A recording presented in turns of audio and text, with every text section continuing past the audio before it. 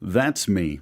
I am 8 years old and woefully ignorant of how to throw a football. Rearing its bulk through the haze behind me is Candlestick Park. It's typical San Francisco weather, jumping back and forth from cloudy and too cold to sunny and too hot. It's January 6th, 1996, and the Niners are about to lose the NFC divisional playoff to the Green Bay Packers. It's confusing, it's angry, and it's my first time at the stick. 17 years later, it's December 23, 2013, and the Niners are about to beat the Atlanta Falcons, sending them to the playoff round. It's loud, it's ecstatic, and it's my last game at Candlestick Park. This is my story. That's my dad. We tend to have opposite dispositions most of the time. When he's serious, I'm sarcastic. When he cuts loose, I'm overly concerned. That whole young buck butting heads with the old sort of thing. When he first started taking me to games, I couldn't have been more uncomfortable. I spent my free time in a library.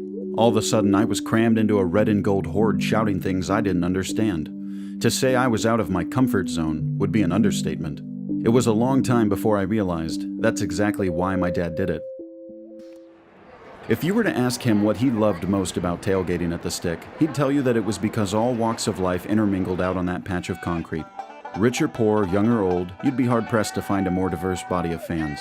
As it turned out, it was a good thing that he brought me to those games. Yep, who'd have guessed it?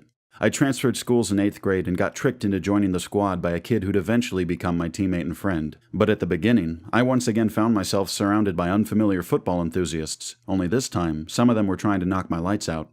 Why do I love football? Well, it pushed me. Not just as a player, but as a friend and a family member. My grandma used to complain about my dad by saying that when it was time for football, the whole world came to a stop. In a way, she was right. Take my cousin Ray, twice removed if you must know. I first met him at the Stick, although he's been a fan since Kezar Stadium. He's a walking anthology who has taught me much about my family's team. My dad's decades-old friend Ted, who he met at our spot by the G parking pole. And the rest of the G crew. We all lead very different lives and live in far-off places, but there's one thing that always brings us together.